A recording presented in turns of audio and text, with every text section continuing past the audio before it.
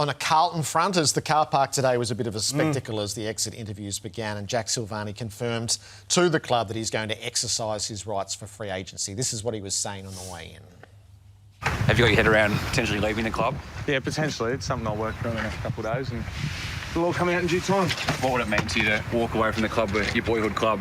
Obviously, I love the club very much, so it would be a big decision to make. Thanks. Thanks, Jack.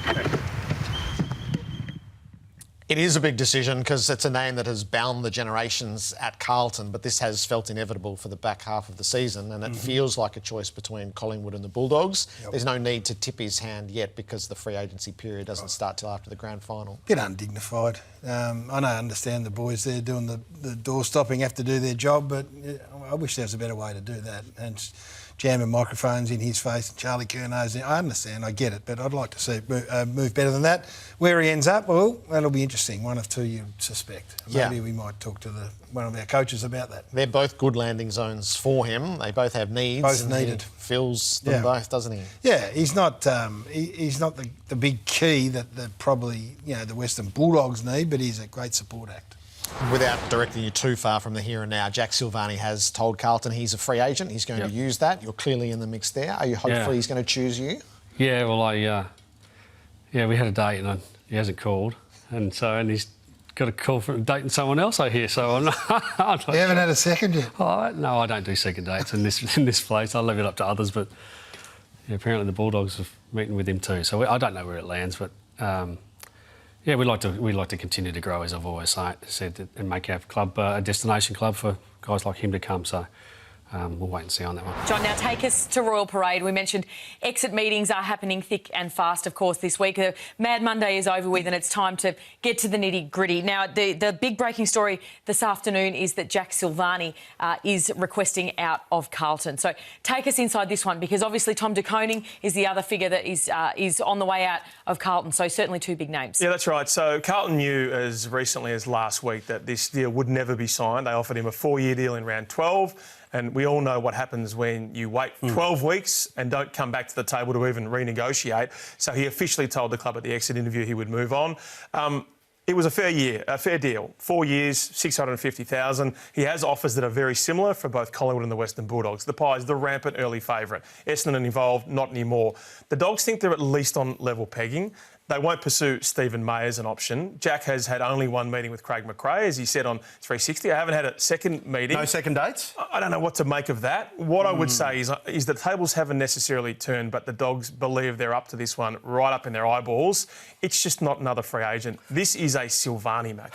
This is a Carlton family that's steeped in royalty at this footy club. It goes back to the 1920s when Sergio, Jack's grandfather, his parents came out from Italy in the 1920s and a few torpedoes away from... Look at this photo there. I was there the day that photo was taken. So this was taken by David Caird from the Herald Sun in 2015. So just as Jack, I believe, was about... We got the early jump on it and Carlton looked after us and we were out there and spent some time with the late Serge. And it just goes to show, doesn't it? It's not just a football story, this Jack leaving the club. Correct. As you say, it's his 3 generations of family. It is. And it's a family story. 100%. It's 679 games. It's 40 seasons. So this goes back. And Serge grew up just round the corner, a couple of torpedoes away in Canning Street, Carlton. This is Carlton royalty. Yeah. If you had said to me on that day that Jack will leave this footy club, under any circumstances, I would have thought there's absolutely no way this is going to happen. But, Ralphie, he's felt unloved at the footy club. And what I do hope now is that that's not the end of the Silvagnis at Carlton. We know that Sauce is not going back anytime soon. And Kevin Butler took 16 years to come back after he was sacked. Yeah, exactly. What would the future father-sons be? Well,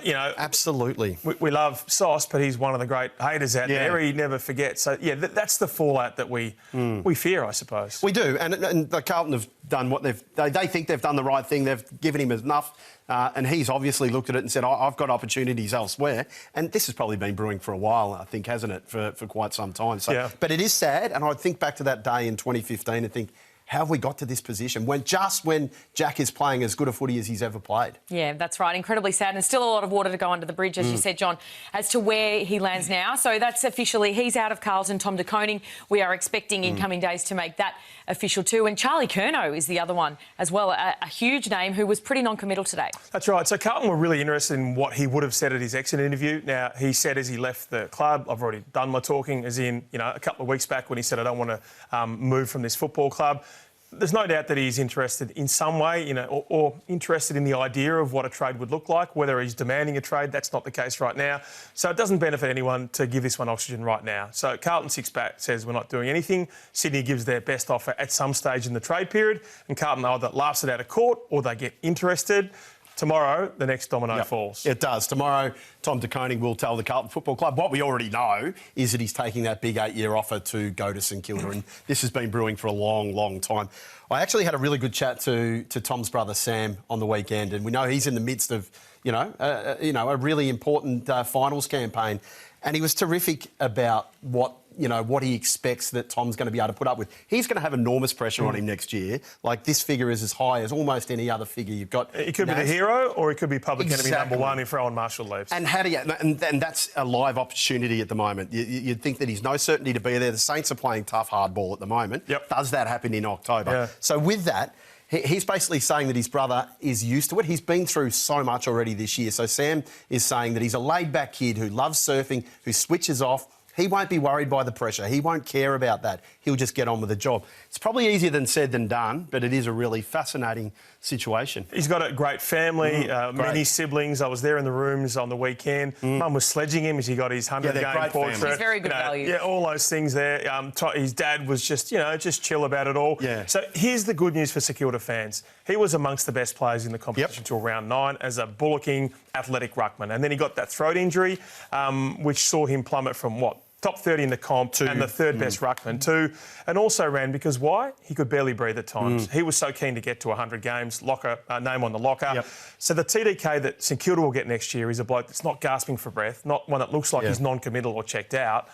Now, again, it doesn't promise anything, but at least he's as advertised rather than the bloke who was at half strength. Yeah. It's an interesting one. I'm talking to Carlton people over the weekend. I think a lot of them are questioning why that wasn't potentially out there at the time if he was struggling so much. But, if you're letting that up to opposition teams, if you're Sam too, I reckon you're making the call about getting him down to Geelong. I think Chris Scott would have tried that there's one. no question. He said he was desperate to get him there and just Offered up a first rounder at one stage, and I think Carlton knew what they had, and now they've had to let it go.